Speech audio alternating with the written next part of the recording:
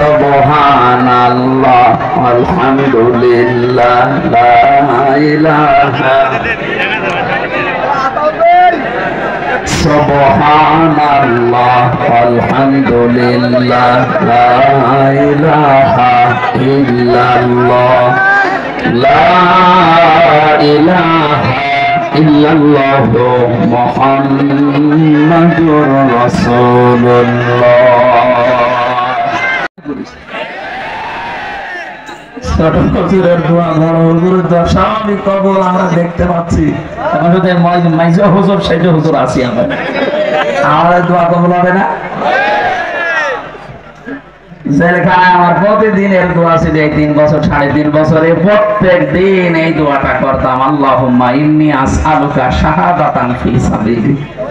বহু মানুষ আমার সামনে নিয়ে ওরা মেরে ফেলেছে, বলতাম আল্লাহ তুমি আমার অন্তত সাধারণ ভাবে মরণ দিও না, মরণ দিলে শাহাদাতের মরণ। এখানে শহীদ যারা হয়েছে দেশটাকে দ্বিতীয়বার স্বাধীন করার জন্য, এদেশে কেউ যদি মুখ ফুটে এমনকি অন্তরে ধারণা বশত এই কথা বলে যারা মারা গেছে, আমার কিন্তু খবর আছে।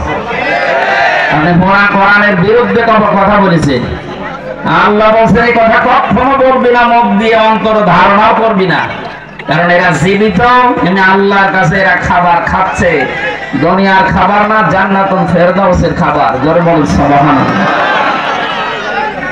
জালেম যারা আছেন দুনিয়া আখিরাত সব তো ধ্বংস করে ফেলেছেন। আপনি কিন্তু হামজার মামলার আসামি না, যদিও জামাত ইসলামের শ্রদ্ধাভাজন আমির ডাক্তার শফিকুর রহমান ঘোষণা গত বর্ষদিন দিয়েছে আমরা কারো উপরে জুলুম করব না, কিন্তু জুলুমের শিকার আমার যে ভাই বোনেরা এই 17 বছর হয়েছে, যাদের দ্বারা হয়েছে তাদের কাউকে আমরা ছাড়বো না।